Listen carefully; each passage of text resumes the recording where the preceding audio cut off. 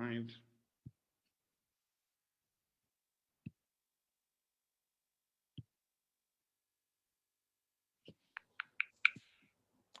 Good evening. Amazing. So this works. Right.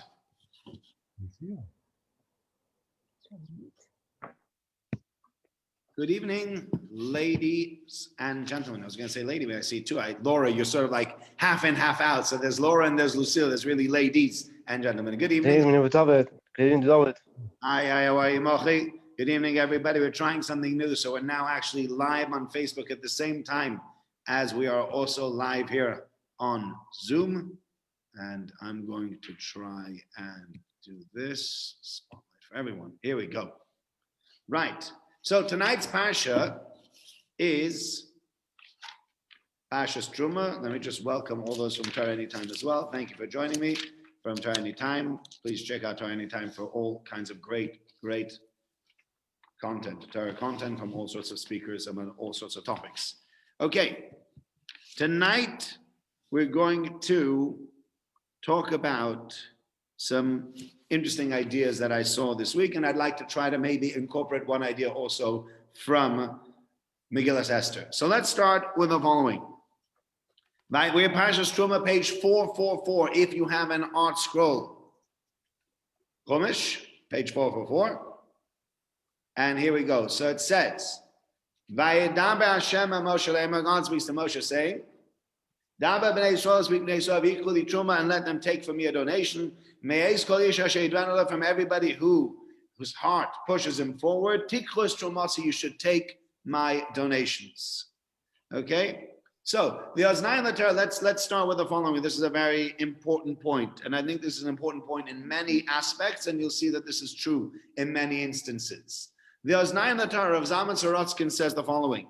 He says that you have certain projects that are wholly funded by the people that are doing it. So let's say, I don't know, let's say, somebody decided they wanted to make a course on something. So you come forward and you say, I'm offering a course on XYZ, whatever it might be, and there might be some people that are interested in taking this course. And he says, okay, but if you want to take the course is going to cost £50 per participant, and then the participants will decide, yes, it is worth £50. No, it's not worth £50 to join on this course. And then they'll join or they won't join, depending on that. Then you'll have another kind of course. The other kind of course could be where you have people that not only are they paying a bit of money, but there is some kind of grant that's being given you for this as well. So let's take, for example, a few weeks ago, we had Chava Rosenzweig did a course within the shul.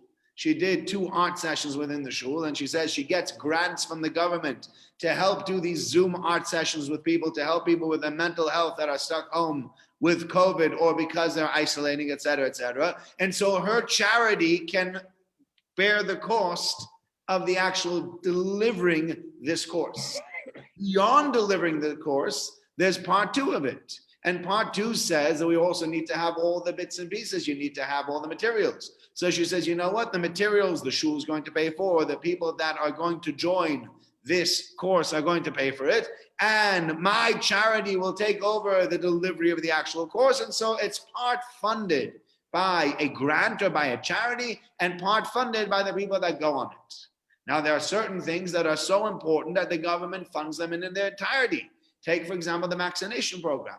Aren't we lucky that we have something called the NHS? I don't know that in America you could get a vaccine without paying for it. Chances are that if you wanted a vaccine in America, you'd need to get charged for it. There's no such thing as the general American public or Medicaid, Medicare paying for it. You have to have good insurance, and if your insurance covers it, great. And if your insurance doesn't cover it, then you have a problem. And if you need a better insurance than what you have, sometimes it'll cost you more, and sometimes you'll have a deductible, et cetera, et cetera.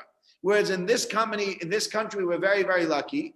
The government covers the entire cost of all the vaccines. 15 million people have been vaccinated, and it is my understanding, unless somebody tells me differently, it is my understanding that not one of those 15 million people paid any money for the vaccines that they received. Now, if you were to work it out, even if you were to just work it very, very simply at about 20 pounds of vaccine on average, you are talking about the tune of 300 million pounds that the government has shelled out just on the vaccines. That's out without the vaccination centers and without the volunteers and without the people, the staff that are being paid over there. This could have been cost the government. So far, the vaccination program could have cost the government to the tune of £500 million British pounds. And it's not cost me a single penny. Now, why would it be? Why would the government pay for all of this?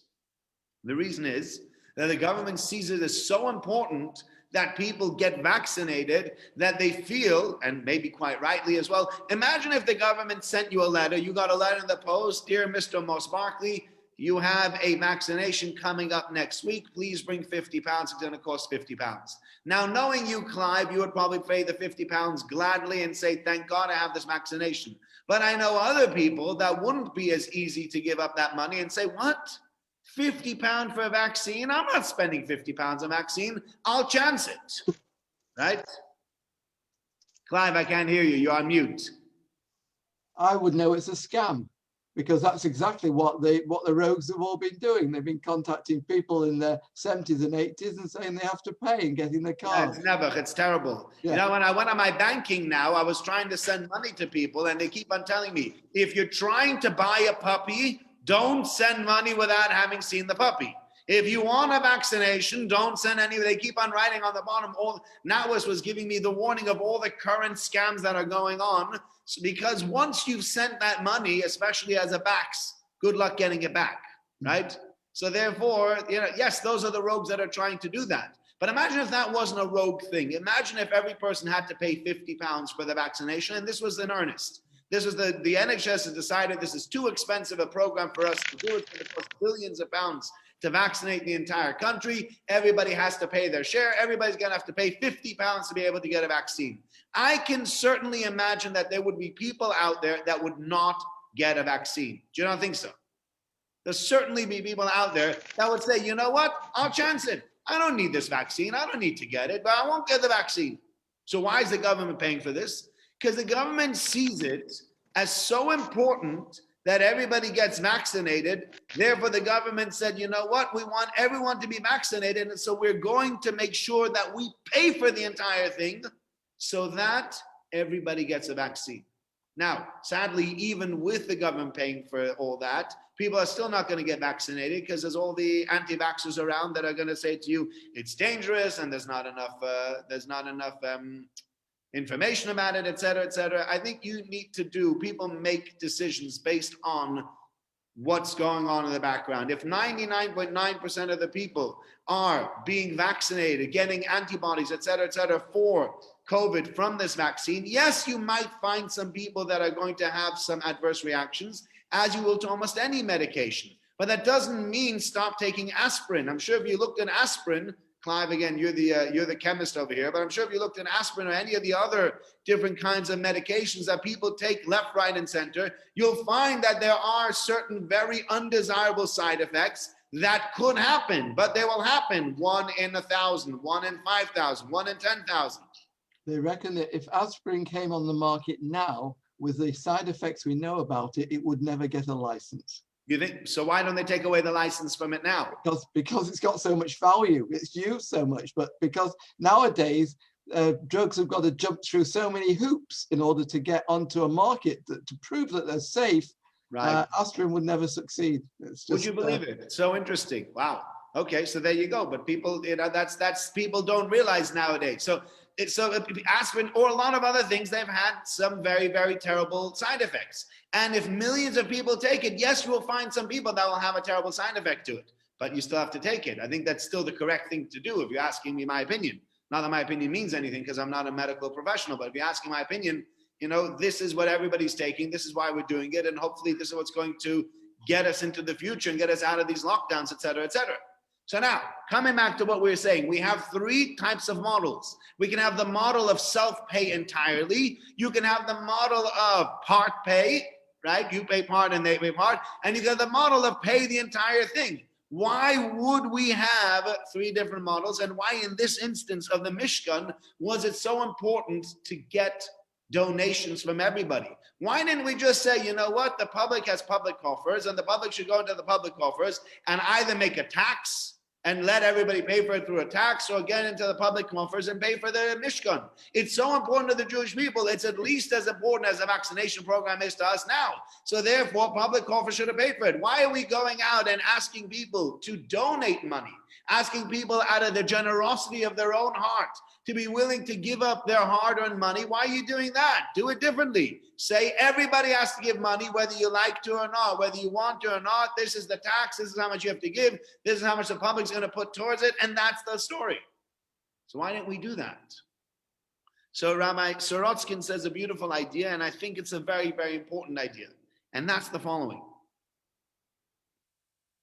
If you want people to buy into something, you have to make them pay for it willingly. You know, many times there are programs that have been run and that were run for free. And when those programs were run for free, how popular or not popular were they? You know why they were not popular? Nobody paid for them. If you don't pay for it, you don't appreciate it. If you had to pay for something, it's a whole different story. Give you an example. Take kids, right? Your child comes to you and says, Daddy, I want to buy an iPod. And you said to them, what kind of iPod? Oh, the newest iPod Touch. It's 250 pounds for the iPod. And you're like, 250 pounds for an iPod? Why would I spend 250 pounds on an iPod for you? Maybe I'll get you one the previous generation or the generation before that with a little bit less memory, and it'll cost only 60 pounds. Why would I spend? No, I have to get it. It's the newest one, etc., etc. And what sometimes happens is, okay, you give in, you relent, and you buy them the iPod, and 6 weeks later, it has disappeared. Because they've not been careful with it. They left it on a bus, or they left it in school, and somebody took it, and they come home and they say, Daddy, I lost my iPod. And then what happens? You know what often happens at that point? You'll say to your children, so it depends on what it is. I remember people saying this, and I always wondered about it. How many of you heard this when you were kids? If you lost your coat, you're not going to get another coat this winter. Do you remember hearing that one as a child? I remember, people saying, if you lose that coat, you're not getting another coat. So what are you saying as a parent? You're going to let me freeze and walk in minus 12-degree weather every single day to school just to prove a point? You come to school with pneumonia. But I didn't buy him another coat. I didn't. Okay, feel better about yourself now.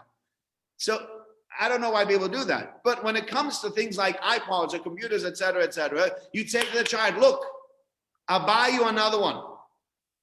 But you gotta be invested in this one. So what do I have to do? Go out and babysit. Go mow someone's lawn. Do something. I will not buy you the top of the range anymore because you've lost the first one. I'll buy you a second one, and we'll spend 60 pounds on this one. And you gotta put in 30, and I gotta put in 30. Well, where am I gonna get 30 pounds from? Go out and start babysitting. Go out and start mowing people's lawns. Go deliver papers. I don't care what you do. There's enough things out there. I guarantee the child that had to work really hard and spend 12 to 15 hours to come up with the money to be able to buy that iPod will never lose that iPod as easily as he lost the iPod that you paid for entirely. Because when I pay for the thing myself, then my kids are like, hey, this costs nothing. As far as I'm concerned, this was free. Right? I know it cost Daddy money. Daddy had to work hard. Daddy gave shiurim. I had to run around. He had to do this. He had to do that. And he got all that money finally together and he bought an iPod. But they didn't feel it. Take this kid and make them deliver papers for 3 or 4 Sunday afternoons and say, finally, I have enough money. I've got enough money. I can put it down now. I can buy that iPod. Guess what? I've invested. I'm not losing that thing. Do you know how many hours it was before I bought that thing? No way I'm going to lose it that easily. And that's what Rav Zalman Sorotskin says here as well. You want to build a temple? You want to build a structure? Structures can easily be built by raising a tax. All we need to do is we need to come out and say we now have a structure tax, like many organizations have a building fund, right? My schools, they have a building fund. Each school that my kids go to, they have a building fund of £2,000.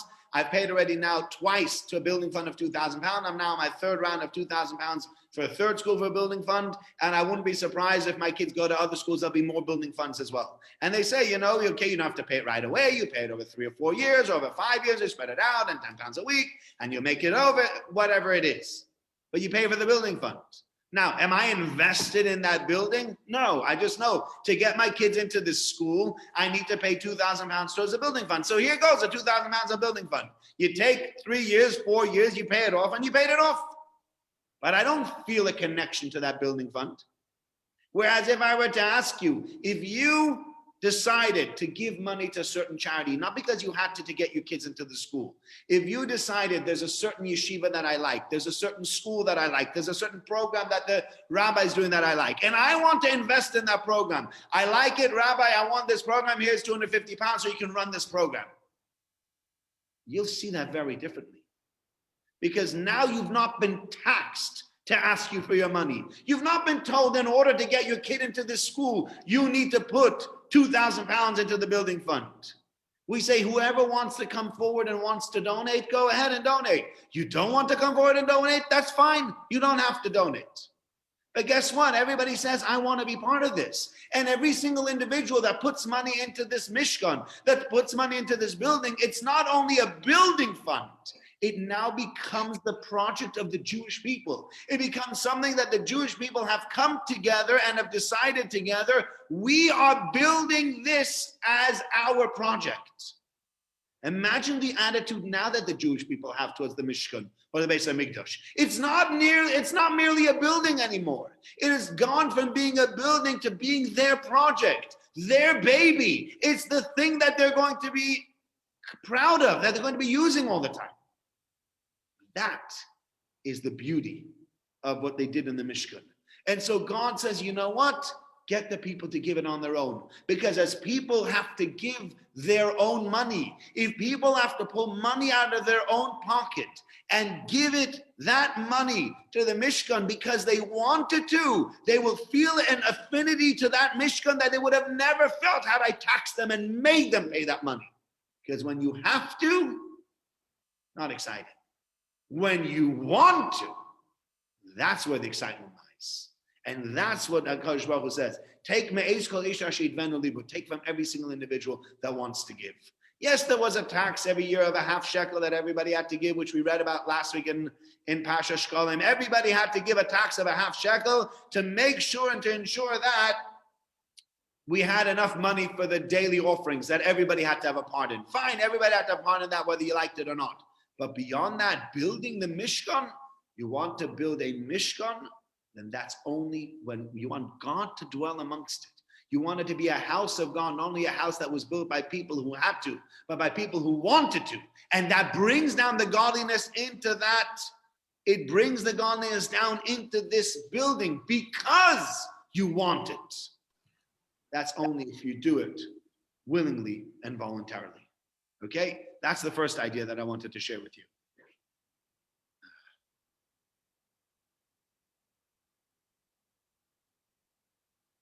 Okay, let's try to share this second idea very quickly because I still want to share an idea on Megillas Esther and I don't want to keep you too late. It's already 9:45. It's much later tonight because of the first session that we had with the Chazan, which was very nice. I really enjoyed that session. So we made the Kroshim La Mishkan. You made the beams, the outside wall of the Mishkan. Atze Shitim Omdim. You made them out of wood that was standing. Right? What does that mean, standing wood? Acacia wood standing erect.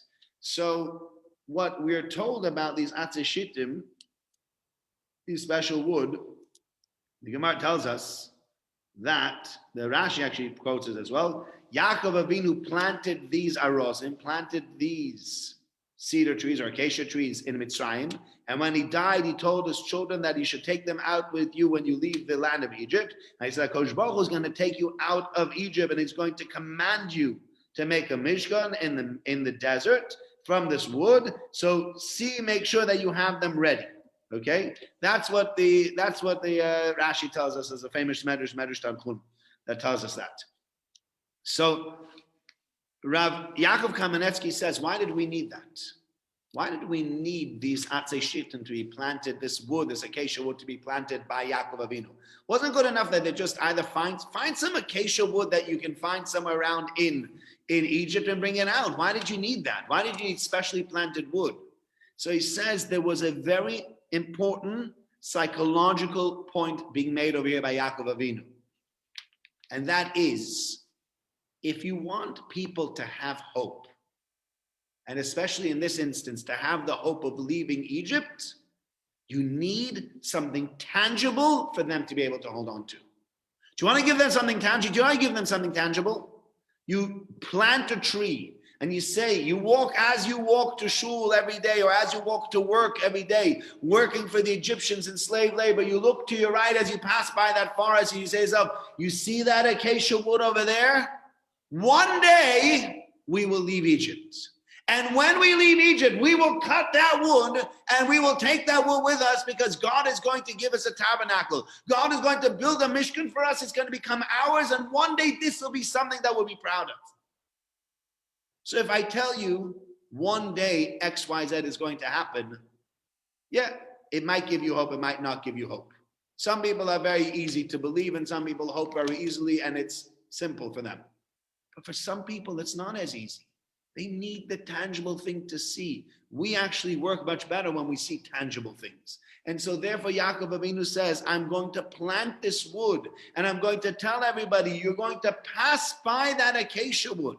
You're going to pass by it as you're walking around Egypt, and you'll say, and you'll know, there is that legend that Yaakov Avinu said to us, that one day we're going to leave Egypt. And you see those trees? They're the symbol of our leaving Egypt. And so therefore they took that wood with them, because that wood not only was planted by Yaakov Avinu, but that was the wood that gave them hope all along to be able one day to make it out of Egypt, to be able one day to have that Mishkan. And when you look at it afterwards, it's an amazing thing. You know, Rabbi Price told a story. He told this story many months ago, actually. This was at the Leib Echad event on Shiva Asmatamas. But he said there was a young man or woman, I don't know, 16, 17-year-old woman. I think it was a girl, a 16-year-old girl. And this was at the time when people were still stuck behind the Iron Curtain. And people were getting necklaces with which that would wear around their neck with the name of a refusnik or the name of a Jew that's stuck in the Soviet Union. And this girl had this necklace and she wore it for many years. And then many years later, basically 10 years later, she was in high school, or I don't know, I can't remember the exact timings how it went.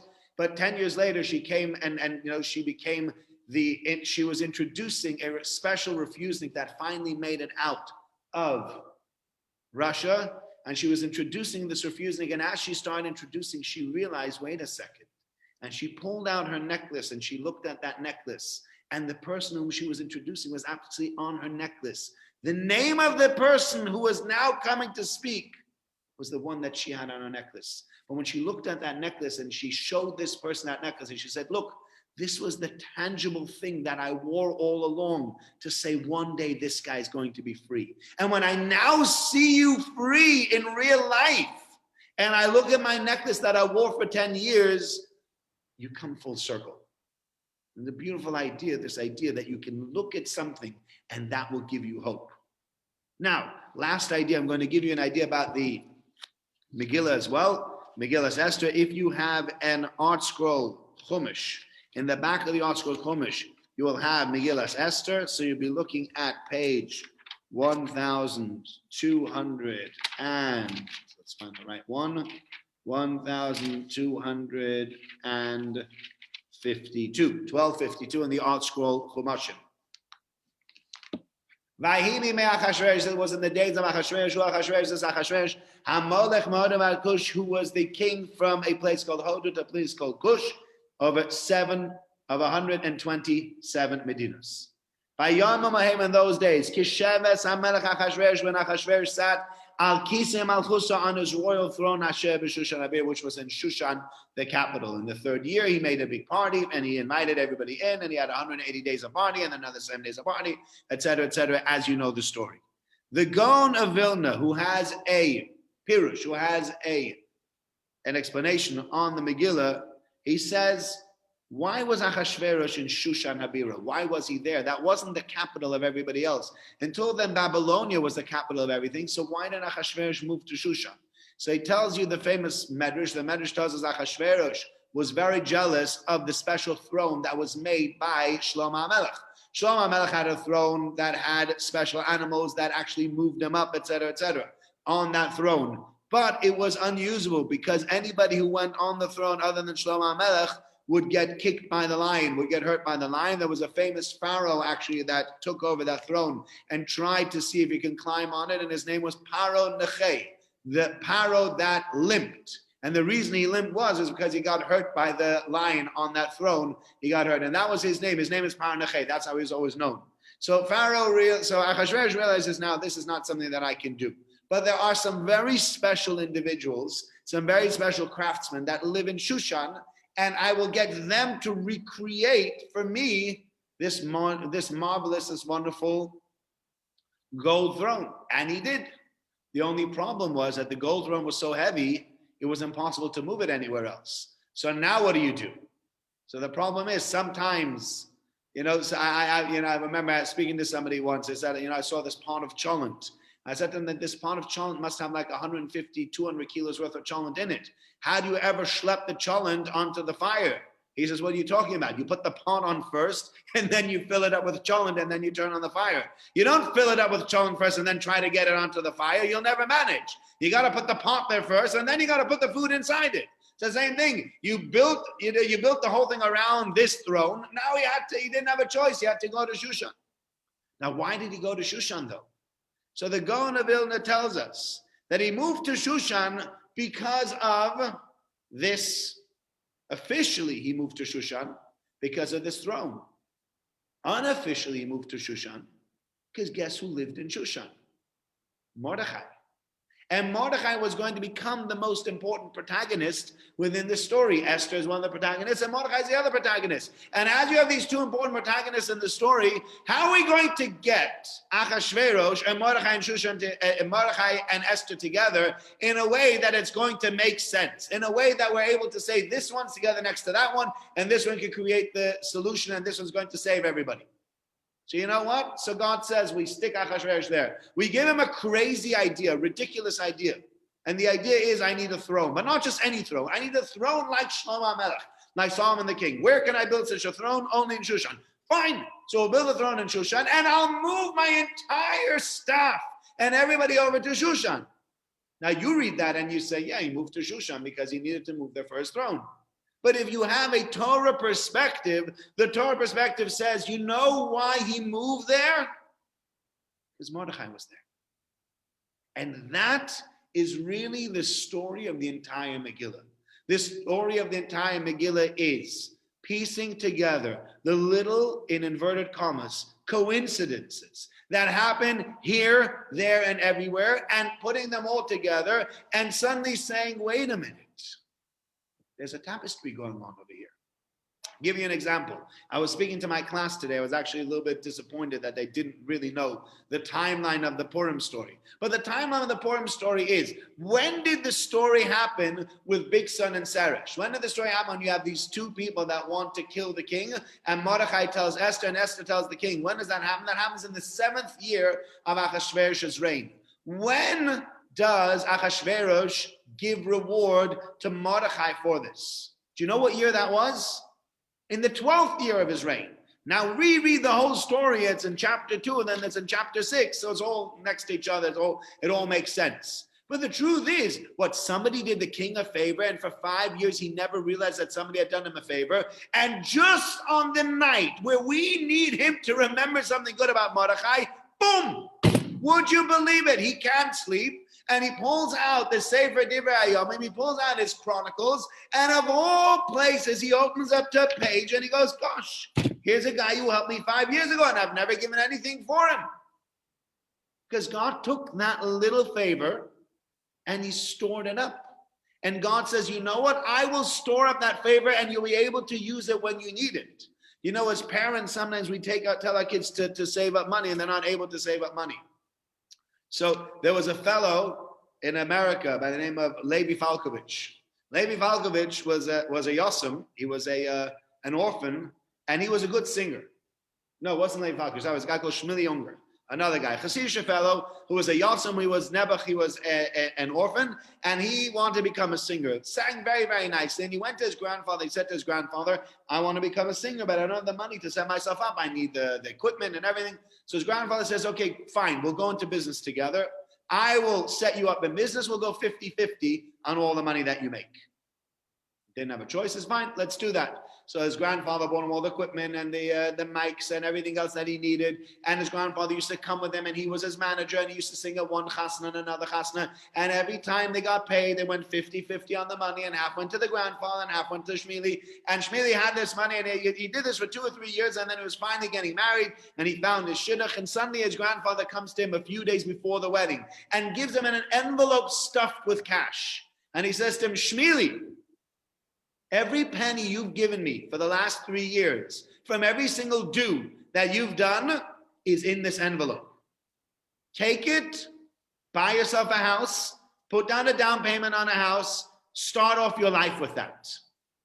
And he said, what a great thing to do, because I would have never saved that money for myself. So my grandfather took this money, held on to it. I thought I was giving him the money, and I thought, all right, look, he bought into my thing and he takes 50% of everything. The grandfather's like, I'm going to save that money because one day you'll need it. One day you'll need that money, and then what are you going to do? So here it is. It's all in an envelope. I've not kept a single penny. Enjoy, buy us. Now you have money for a down payment for a house. Now you can actually start your life with that. And that's what Achashverosh happens over here with HaKadosh Baruch Hu as well. Mordechai might think to himself, oh, I never got paid for the favor I did to Achashverosh. Says HaKadosh Baruch Hu, don't worry, in 5 years' time, you'll need that favor desperately. Wait for it. Let me pull out the favor when you need it, as opposed to you cashing in on the favor when you think it's worthwhile. And the entire Megillah is a series of things like this, one after the other. So much so that the Gemara asks the question, Esther min HaTorah v'nayin, where in the Torah do we found Esther? And the Gemara says, "Vanochi hasta aster sponai." I will cover my face from you. I will hide my countenance from you. And many ask the question, what does that mean? Esther, where do you find Esther? Why should you find Esther in the Torah? Where in the Torah should who cares about where Esther is in the Torah? And then you say, yeah, and we have Anochi hasta aster, and the word aster has the same words as Esther. So we found two things that go together. You're just trying to arbitrarily put together things because they sound similar. That's not what we do. So why do you do that? The answer is, explains the Gaon, that the question we're asking was, where do we find Esther in the Torah? Where is there something where we realize that God is taking care of us not only when things are good, even when things are bad, God's on our side and He's taking care of us. Says the Torah, Vanochi haster aster ponai. The Torah tells us, God tells the Jewish people, I will hide my face from you, but I'm still with you. I might not be looking, but I'm still with you. And I'll finish with the following. This is a moshel. This is a parable that's brought by the Gaon of Vilna. With this parable, we'll finish. The Gaon of Vilna says the following. He says there was once a prince, and the prince was the apple of his father's eye, and his father loved him, and his father loved giving to him, etc., etc. But at one point or another, the prince misbehaved, and he needed to be banished from the castle. So the father banished the prince from the castle, and he sent him out into the forest. But the father didn't send him out just with nobody. The father said to his soldiers, listen, I don't want a hair of his getting damaged. I don't want any part of him getting damaged. Yes, he needs to be punished. He can't be here at the moment. But he needs to realize, until he apologizes, until he comes back, I need him to be safe. So the prince is lying over there in the forest. He's managing okay. And one day a bear shows up. And the bear's about to attack him. Suddenly, out of nowhere, boom. The bear falls dead. It seems some kind of hunter shot the bear. They're like, oh, wow, how lucky. And then comes another few weeks later, there's some marauders that are making their way through this forest, and they go, hey, look, we have ourselves a prince over here. And they start coming closer and closer, and the soldier that the prince realized, the soldier of the king realized that this prince is now about to be assaulted. So they come out and they fend away all these different marauders, and they get them out of there. And suddenly the prince realizes, wait a second. I thought my father kicked me out of the house and was not looking after me. He was looking after me all along. He was always there. It's not something that he just did. He was there from the beginning. And then the prince realizes, my father actually loves me. Yes, he might have sent me out. Yes, I might not have been able to live in my house as I was supposed to. But that doesn't mean my father doesn't love me. That love permeates through. And that's what the Jewish people realize at the end of the story of Esther. Hard look, kiblu me'ava. They re-accept the Torah out of love because they realize not only when things are beautiful, splendid, great, we've just come out of Egypt, everybody's into God. Not only then is God into you.